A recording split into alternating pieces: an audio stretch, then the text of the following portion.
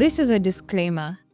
This episode may contain graphic descriptions of crime and criminal activity. It may not be suitable for listeners under the age of 18 or for those who may find the descriptions as disturbing. Listeners' discretion is advised.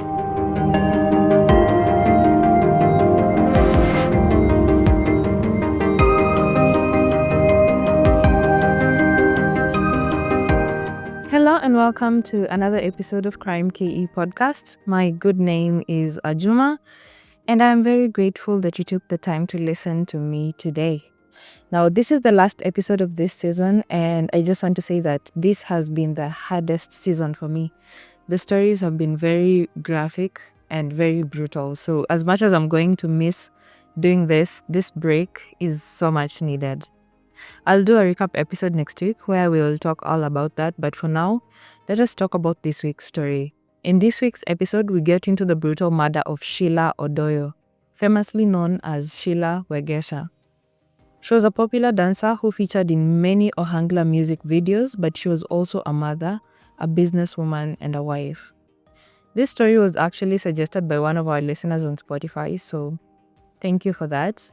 And now, without further ado, let us get into today's episode, and please stick around until the end of this episode to find out how you can support this podcast.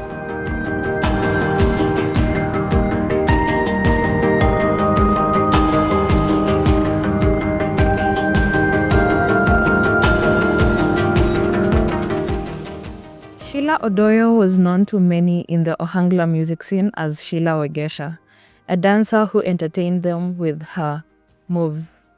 According to those who grew up with her, they had always known her as a confident girl, and her confidence even grew further as she became a woman. She got married to one Samuel Odoyo Jalango, a police officer with whom she had 4 children. After years of marriage, they separated for reasons I could not establish, and they started co-parenting. Sheila would soon find love in the arms of a man identified as Jackson Onyango, who was famously known as Jack Bamboo. They moved in together and even started running their businesses together since they were in the same circles in the entertainment scene. They ran a popular club in Umoja called JB Lounge, which I am assuming JB stands for Jack Bamboo, and Sheila was still dancing full-time. Now, to begin this story, let me take you to the night of Thursday, May 9th, 2024. Sheila got home to her house in Hillview Estate in Athi River from work at JB Lounge that night, and she retired to bed. She would never get out of her bedroom alive. A few minutes past midnight, at around 1 a.m., Jack Bamboo was seen leaving the room and the house carrying 3 bags by Sheila's daughter, who was 18 years old at the time. He didn't say anything to her or even anyone else, so they assumed that he was just leaving and he would be back. He took the family car, a Mitsubishi Outlander SUV, and he left. No one thought anything was wrong because they had not heard or seen anything unusual enough to raise an alarm. That was until the next afternoon. According to her daughter's statement to the police, Sheila did not wake up that morning, but they didn't think anything of it. When it was 1 p.m. and she had not had any communication with them, they felt it was unusual that she had not even left her room. So her daughter went to wake her up after she had cooked lunch. She said that she found the door to her room locked from the outside, so she let herself in, and what she found stopped her in her tracks. She found her mother lying on her bed in a pool of her own blood, and it was clear that she had been lying there for quite a while because the blood had started drying up. She was lying face up, eyes open with multiple stab wounds across her body and a deep cut across her throat.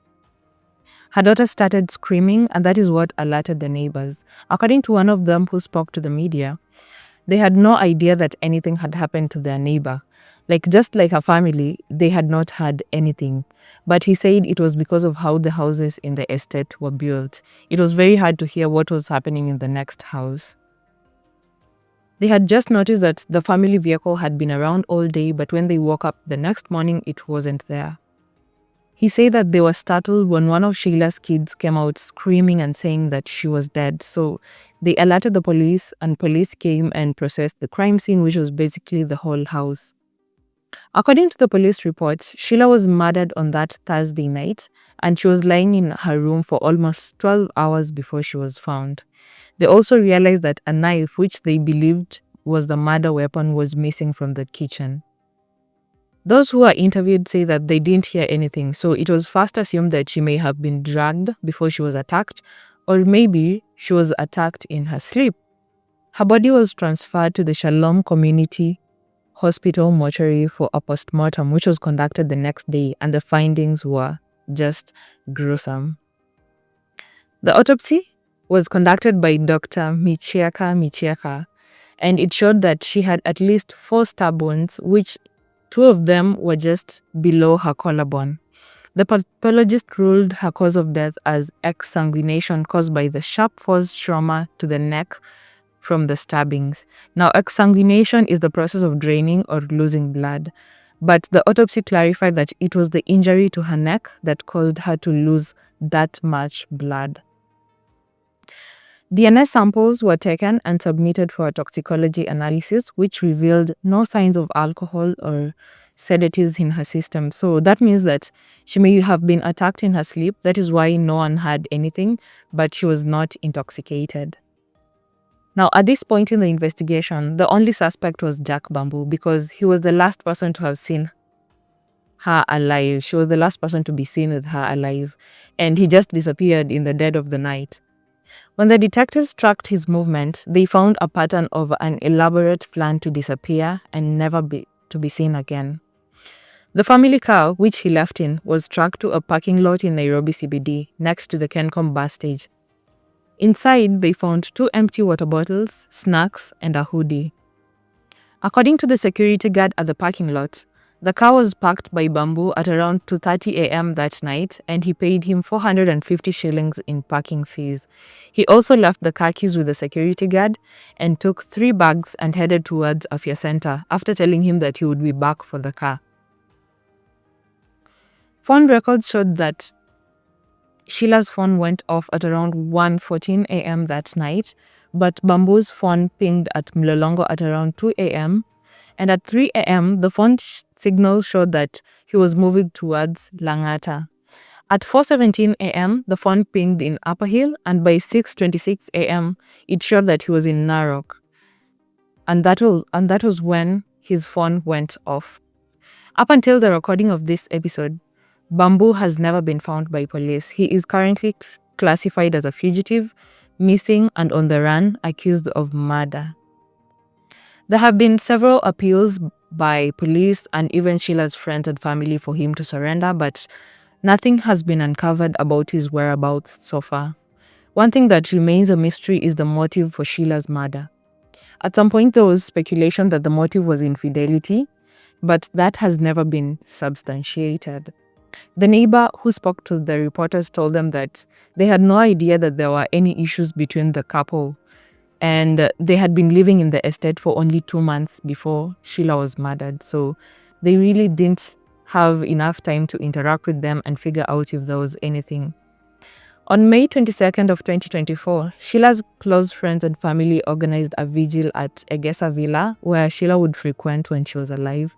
The vigil was attended by Ohangla musicians and Sheila's fans, and they sang, danced, and lit candles in her memory. She was buried on May 30th at Nyalkinyi village, Kanyanda, in Homa Bay County at her first husband's home.